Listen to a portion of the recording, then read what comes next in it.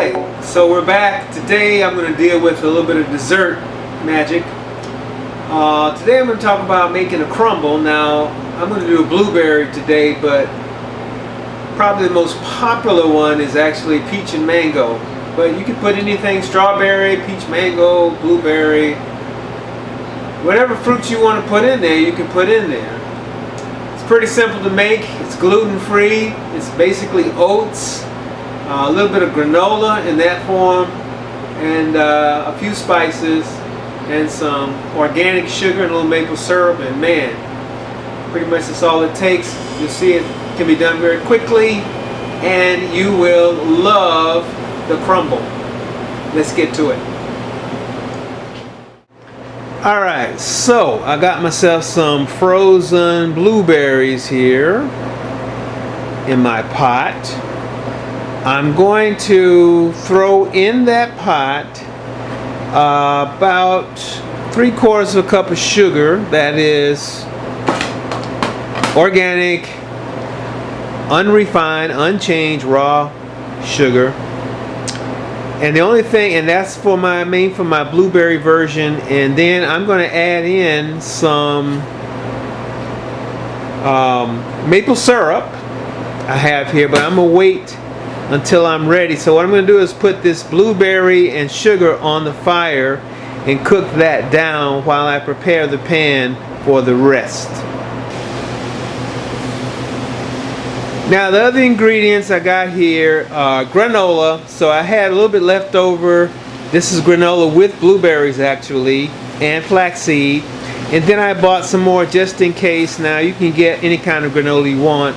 I got one with blueberry and flax also, and I'm going to show you what to do with that in a minute. And then I have some fresh ground whole oats, and that's almost all that I need for this.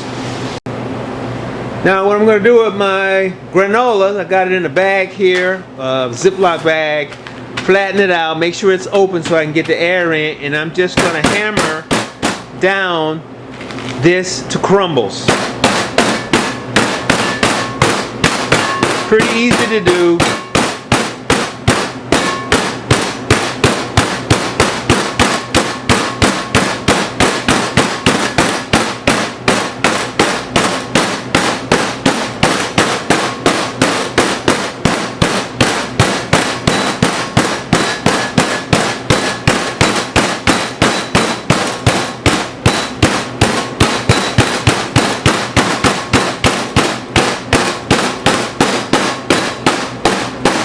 Alright, so that's the crumbles. This is where we get our crumbles for the blueberry crumble pie. Alright, so I'm going to take my crumbles and I'm going to lay them down in the bottom of the pan like this for the first layer of crumbles, and then I'm going to put the cooked blueberries on top.